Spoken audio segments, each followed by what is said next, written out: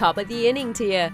Welcome to the Irish Baseball Podcast, brought to you by the Irish American Baseball Society. If you love baseball and if you love Ireland, stay tuned for a discussion of all things Irish baseball. Hello, and thank you for joining us for episode 4 of the Irish Baseball Podcast. I'm your host, Rick Becker. We have a great episode of the show for you today. Our very own Jim Ward will be discussing an audio clip from the television voice of the Boston Red Sox, Dave O'Brien. Later, Kevin McAlpin of the Atlanta Braves radio network will be going back to the 19th century for some Irish baseball history. First, we'll start the show with part of my conversation with Washington Nationals scout and former head baseball coach for the University of Cincinnati Bearcats, Brian Cleary. Thank you for joining us today, Brian. I'm happy to be here. Thank you for having me. So let's first talk about your previous job as the head baseball coach at Cincinnati. Yeah, I was there for quite a while. I was the head baseball coach at the University of Cincinnati for 17 years, and that's what brought me to Cincinnati, and enjoyed every minute of it. It was a lot of fun, got to know a lot of people, coach a lot of good players, and that's as a result of that, Cincinnati really has become home for me. Because we were talking actually off the air about how you're originally from the Florida area. Did you go directly from Florida to Cincinnati? I grew up in Florida. My parents, my father's from Brooklyn, New York. My mother's from Springfield, Mass. I was born in New York, and he worked for IBM, as did my mom. And he was transferred to Florida when I was a kid. So I grew up down there, went to high school down there, but I went to college at Fairfield University in Fairfield, Connecticut. And then when I got out of school, I started coaching. And my first job was at the University of Louisville. Then from there, I went to the University of Notre Dame. I was at Dartmouth College for a short time and at Tulane University as an assistant coach at all those places. And from Tulane, I came to the University of Cincinnati as the head coach in 1996. So going from coaching into scouting where you are now, what is the major adjustment and what are some of the similarities in your approach? Well, that's a good question. Certainly there are some things that overlap. I had never really, I had never really considered scouting, and my time at the University of Cincinnati ended not really by my choice. I wasn't ready to quit coaching, and so I had some time on my hands, and I was trying to figure out what was next for me. And I had a couple people tell me I ought to try this if I got an opportunity. Because they thought I'd enjoy it, and I have enjoyed it much more than I thought I would.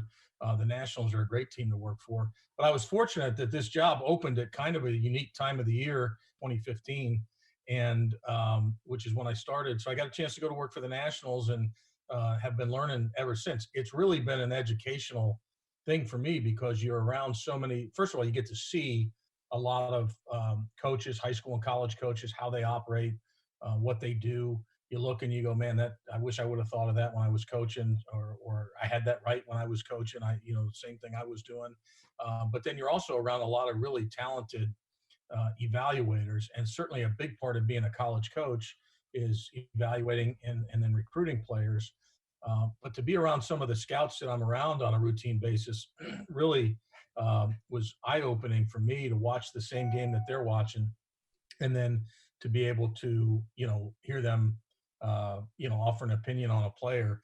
Some of these guys have been doing this for so long, and they see stuff that, I never had thought to look at before. So it's been really educational. You don't have as much day-to-day contact with players. You're not on the field. You're not in the middle of the competition. And so I miss a lot of that, but there are a lot of things that a lot of skills that translate to both jobs. And scouts come from so many different areas. Sometimes they're players right out of a career. Sometimes, like in your case, it's a former college coach coming to that situation. Do you think that you offer a different evaluation to the job because you've had to be the X's and O's person, so you can sort of see how these people would fit in if you were making those types of X's and O's decisions? Yeah, I think that's a really good insight too. I do think that having had to coach players, you can draw upon some experience that you've had coaching guys and look and say, this skill might translate, or this thing's tough to correct. This is something that's easily fixable when he gets with an instructor, in the minor leagues that can help him, change his swing or delivery or whatever the case might be. But you do have some insight, I think, into players having coached that you might not have had otherwise. And you're evaluating a player's physical ability, but you're also trying to evaluate what type of aptitude they might have, how coachable they might be, what adjustments can they make. So I do think that you get some insight into that as you reflect back on players you coach. You go, this guy kind of reminds me of so and so when I coached him, or this, so and so wasn't a very good player. He couldn't do this very well when he was young, and certainly he made it to the big leagues. So there is some times where I do reflect back on players that I've previously coached. Are there times where you are scouting a player who maybe you do like at the pro level, but you might have shied away from at the college level, and vice versa? Is it a different skill set? Are there some players that you just don't think their game would translate as well to the college game? Well, I think to answer that, one of the pressures that a college coach faces is the need to win as many games as possible all the time, so as soon as possible. So there are players that you might look at and go, this guy's got, some tools or some ability, but he hasn't harnessed it yet. And so he's going to take a little longer to develop than what a college coach might have time for in some cases. The other thing that the college coach is fighting, we're all fighting, but the college coach specifically is fighting, is time. There's just never enough time. You can never spend enough time on the field and with the players. They've got, there are rules that govern how much you can spend. They've got classes and academic commitments and other things that they've got to do. Whereas I think in pro baseball, you've got more time on your side, and you've got a longer period where a player can fail in the minor leagues. And if you don't win that night, it's not the end of the world, as long as the players are developing and learning and making progress toward helping the big league team win. Whereas the college coach is looking for, help right now. And so I do think there are some players where you might take a longer view. This guy's going to be a better player after, X number of at-bats or games under his belt. And, there are more opportunities for that oftentimes in minor league baseball than there are, maybe at a college program where, playing time's limited and that type of thing. When you've made the decision when you're recruiting a player as a college coach, when you've offered the scholarship or you've offered the spot on the team and they accept, that's just the beginning of your job as the head coach. When you're a scout, that's almost the end of your job as a scout. So how much do you go back and look at the players that you did scout in the past to try to follow how they're developing? And do you use that as a tool to evaluate yourself and the process that you use, how these players that you have scouted have moved through the system? I do. Well, there's a couple answers to that, but I've only been scouting for a short time, so there are relatively few players that we've drafted from my area. And anytime you draft a player, there's a lot of guys above me that make those decisions and that weigh in on it. I'm just a small, kind of initial evaluator of the player. We've got cross-checkers and scouting director and whatnot who ultimately make that decision. And in our case, our guys have been doing that for a long time. We've got some really good evaluators. But I've kept track of everybody since I've started scouting. I've kept track of every single player from my area that has been drafted, and players that I thought maybe should have been drafted that weren't. And I try and look, and it takes a little time to figure out, were you right or you're wrong. It might take a guy a while to get to the big leagues, but I've tried to follow that and say, man, I had that one right. I had that one wrong. That's what I thought was going to happen with that guy. But you're right in saying that really, the draft is kind of the end of the job for the scout. Ultimately, the player goes and starts working with player development, and they take it from there. The college coach, on the other hand, as you say, that's just the beginning of the process. And, I used to think to myself all the time when we're recruiting is, it's not about just getting a guy to say yes. It's about, is this somebody that we're going to want to coach for 4 years and be around? And is he going to be able to flourish? Are we going to enjoy having him? Because you've got to live with the players that you recruit. And so you've got to be able to coexist with them and have them fit into what you try and do. I'm Rick Becker, and that was National Scout and former University of Cincinnati head baseball coach Brian Cleary on the Irish Baseball Podcast. We'll be hearing more from Brian in future episodes. Right now, here's our very own Jim Ward, who will be going a little more in-depth with a great piece of audio. Take it away, Jim. Thanks, Rick. As a proud New Englander, I am no stranger to the voice of the Boston Red Sox and Dave O'Brien.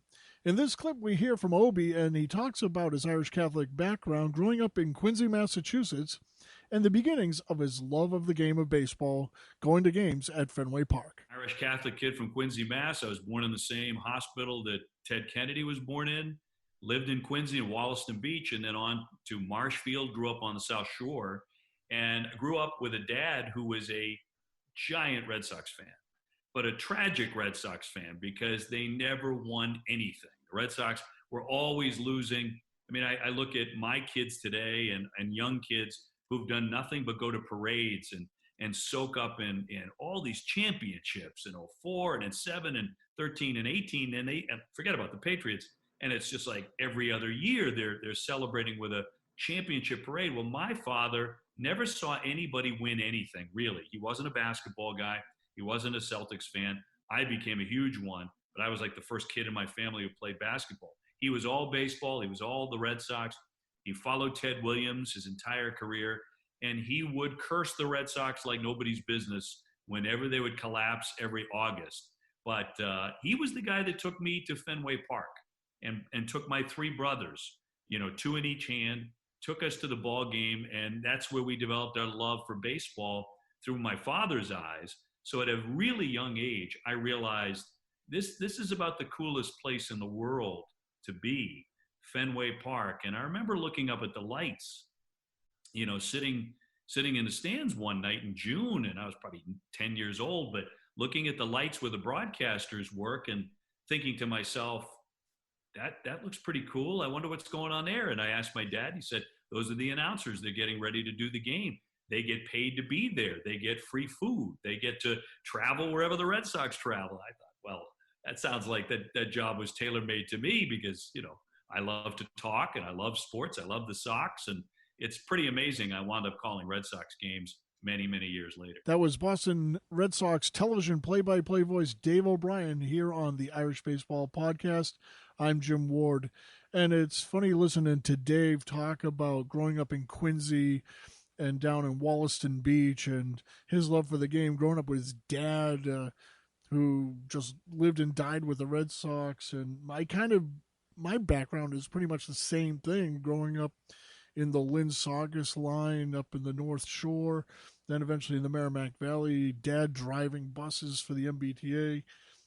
And, and being able to, that first visit to Fenway Park, a lot of what Dave was describing, I was doing the same thing, listening to the great play-by-play voices in Red Sox history, the Ned Martins and the Ken Colemans and all these guys that had come through the box. And now one of my favorites, Dave O'Brien, and a great Syracuse trio there in the Red Sox play-by-play box. Of course, Joe Castiglione coming up on his 38th, 39th year with the Red Sox, proud graduate of Syracuse, and of course Sean McDonough coming back to the Red Sox in the radio booth after doing television many years ago. And now Dave, of course, carrying it on, the tradition of great Red Sox announcers, starting out with Joe Castiglione, who's destined for the Hall of Fame, and now working with Jerry Remy on the television side. We're very blessed here in Boston to have announcers like Dave O'Brien doing his hometown team, and it's nice to have a guy who grew up as a youngster idolizing Red Sox baseball and announcers to ultimately be broadcasting for his hometown team. And I guess that's the dream of all of us as announcers, is to be able to do games for our hometown team. Well, our members can get more of that interview with Dave O'Brien at irishbaseball.org. I'm Jim Ward, sending it back to Rick Becker on the Irish Baseball Podcast. Thank you, Jim. I also grew up a Red Sox fan, but I had none of the geographic connections that Dave O'Brien and Jim Ward were talking about there. My father just happened to be a Yankees fan, and I was a rebellious child. I'm Rick Becker, and it's time to take a step back into some Irish baseball history with Kevin McAlpin from the Atlanta Braves Radio Network. Hi, I'm Kevin McAlpin from the Atlanta Braves Radio Network, and today I'd like to tell you about an Irish baseball legend named Tommy Bond. Thomas Henry Bond was born in Granard, Ireland in 1856. His family came to America when Tommy was just 6 years old. On Tuesday, May 5th, 1874, Tommy Bond became the first Irish-born major leaguer when he took the mound for the Brooklyn Atlantics. From 1876 to 1879, Bond averaged 38 wins per season, winning the pitching Triple Crown in 1877 for the Boston Red Stockings. That year, Bond recorded 40 wins with 170 strikeouts, posting an earned run average of .211. But overuse destroyed Bond's arm and probably cost him a ticket to the Hall of Fame. He threw over 400 innings in 6 of his first 7 seasons, including 3 consecutive years of 500 innings of work. Tommy Bond would retire in 1882 with 234 wins, 386 complete games, 42 shutouts, and a lifetime ERA of .231. Bond currently ranks second all-time in career strikeout-to-walks ratio behind veteran left-hander Chris Sale. For more information on Tommy Bond and other Irish baseball legends, visit irishbaseball.org. That was Kevin McAlpin of the Atlanta Braves Radio Network for Jim Ward, who brought us an interview clip with the television voice of the Boston Red Sox, Dave O'Brien. And for our guest, Brian Cleary, scout for the Washington Nationals, I'm Rick Becker. This has been another episode of the Irish Baseball Podcast. Thanks for listening to the Irish Baseball Podcast. The Irish Baseball Podcast is a production of the Irish American Baseball Society. Visit us online at irishbaseball.org and connect with us on social media. And remember, there's no place like home.